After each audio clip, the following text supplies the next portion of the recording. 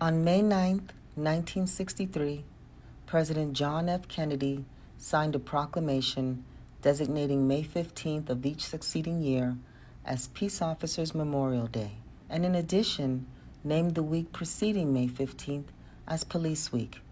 Today, 58 years later, the El Paso Police Department celebrates its annual Police Week by beginning with a vigil in honor of our brothers and sisters here in El Paso and across this great nation who have made the ultimate sacrifice by giving their life in the fight for freedom and justice so that we may live a life of democracy, prosperity, and peace. My name is Assistant Chief Zena Silva, and I'm here with the El Paso Police Department Funeral Committee, Honor Guard, Bagpipe, and Drum Detail. Our mission is to provide appropriate honors for deceased active and retired sworn personnel and their families. In addition, we come together during Police Week to pay tribute to those who were lost in the line of duty. We also honor the family members who have suffered through the loss of their loved ones, to show them that the thin blue line is strong and will always be there for them, as they will always be a part of our police family. And we honor our promise that we will never forget. And these are their stories.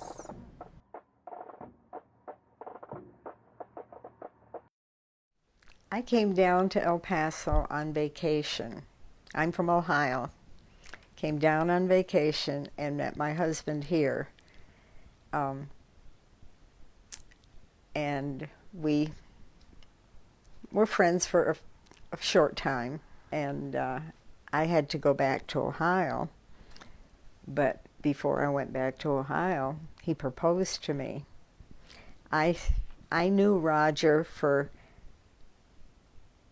15 days from the time we met until we got married. We met in June or July, and we got married in September. But we knew immediately that we were the right ones for each other. He was a very dedicated person. He had wanted to be a policeman from the time he was little, and he served in Vietnam. And when he came back, he went right back on the force. He was on the force before he left, and came back and went right back on the force because that was his calling. When a policeman's wife has the doorbell ring at 5 o'clock in the morning on a Sunday, you know something's wrong. And I went to the door, and there stood Officer Akers, and he said, "Roger's been in an accident. You need to get dressed, and we need to go to the hospital." "Roger's gone, isn't he?" And he said, I didn't know what to say, because he said, I knew he was. The Assistant Chief of Police was Ted Vogel at the time, and he was my right hand for a long time. And he said, "Marilyn, you were prepared." And he said, "You did a good job." He said, "I know it's not easy," but he said, "You made it." And I said, "Well, it's because we discussed it. We talked about what might happen, and it happened." The department, I have to give 100% to, because from the minute they picked me up on the day Roger was killed, they have been there for me if I needed them. The police were always there for me. And I just felt like they were part of my family.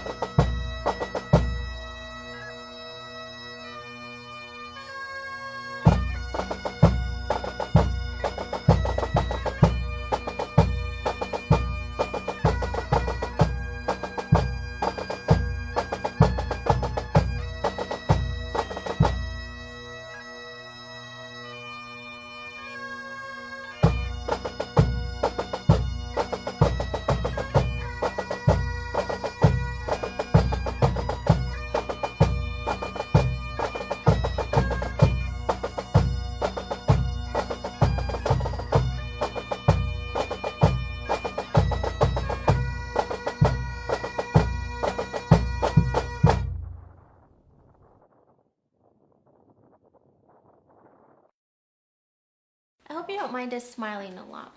No, Because we're not very sad This is as a family.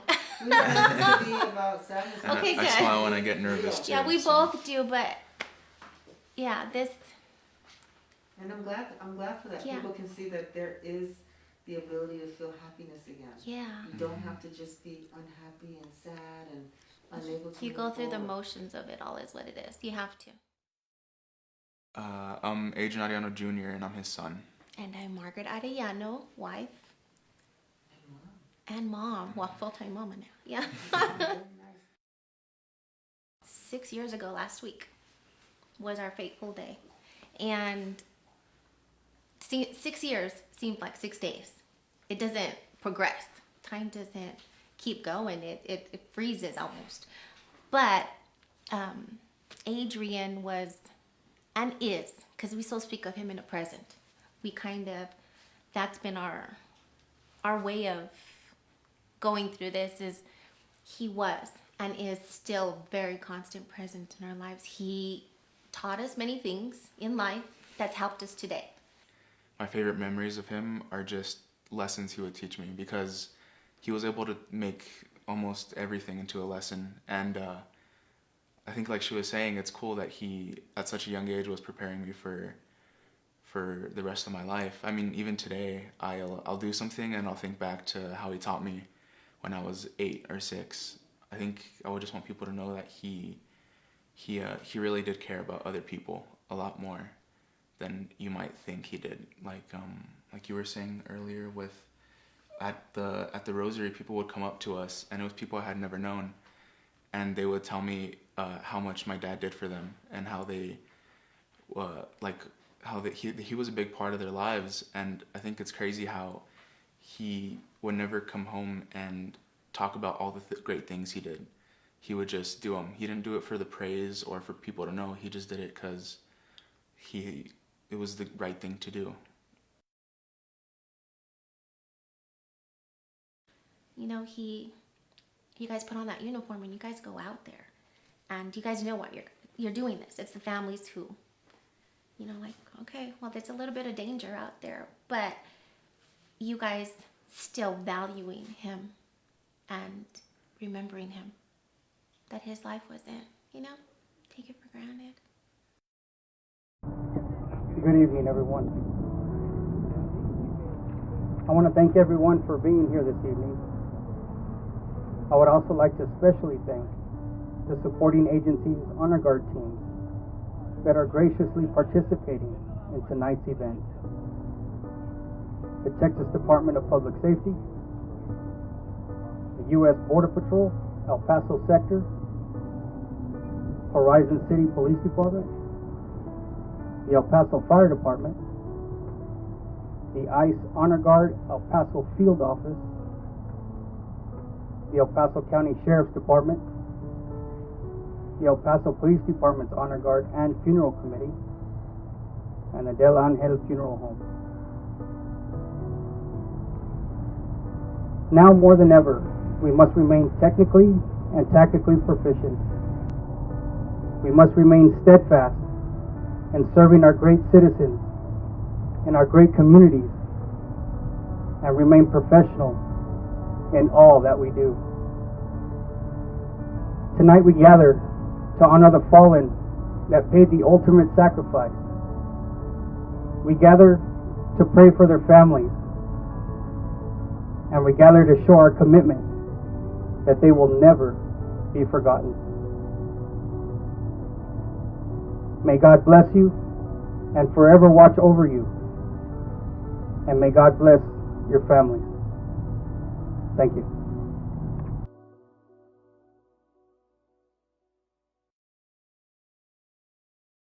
I was in T-ball, so him taking me to practice, him seeing me play the games, that was my biggest memory with him. Just that bond that we connected with sports. And so to this day, you know, sports is always a big part of my life because it helps me remember him. You know, now with my little son,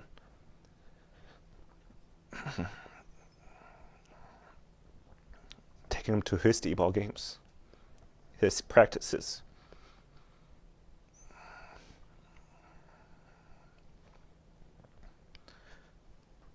I could see his face. Like him sitting next to me. I remember the days before his shift, or the hours before his shift, he would be in the garage shining his boots. And I would sit next to him, just admiring what he was doing. And so now me, there I am, shining my boots. You know, after the hard days of work, go in, shine my boots, and get ready for the next day. You know, I always wanted to start a family. And so what I went through, I didn't want to put that on my kids. But after my older brother joined, I saw that pride he had in himself, and that pride that he passed on from caring for my father, from our father. And I was like, you know what? I want to continue it. I want to continue his legacy, his hard work, his name. And so the best way I could think of was like, you know what? Let me join the department. Let me do what he loved. I don't think there's anything that you can do to prepare for this. You know, you could tell yourself that, oh, this is what I'm going to do. I'm going to do this, do that. But when that day comes, you feel like the world has ended. Everybody grieves different. So don't expect yourself to grieve one way or the other. Just know that you have family, you have friends that are there to help you. And as a department too, you know, there's plenty of officers that have gone through this. You know, for myself, you know, from a little kid to adults as my mother, where we're here to help you. You know, what the department is doing now for our fallen officers is great. Bringing families together, interacting with these other families to show them that there is support for us. There's support for them. From kids to, you know, to the grandparents. Talking to someone is always great. You know, you start balling things in and it starts to build up and build up. And that's why I wanted to do this today, because I know as a kid, it's hard to talk to an adult, you know, about what you're feeling. So when I was 6, I didn't know what emotions to express.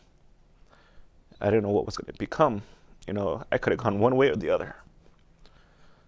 So as I put on my uniform now, and I see kids, you know, that loses their father, their mother, just let them know that, hey, I went through this. We'll be okay. I'm here to talk, and we'll get through this together.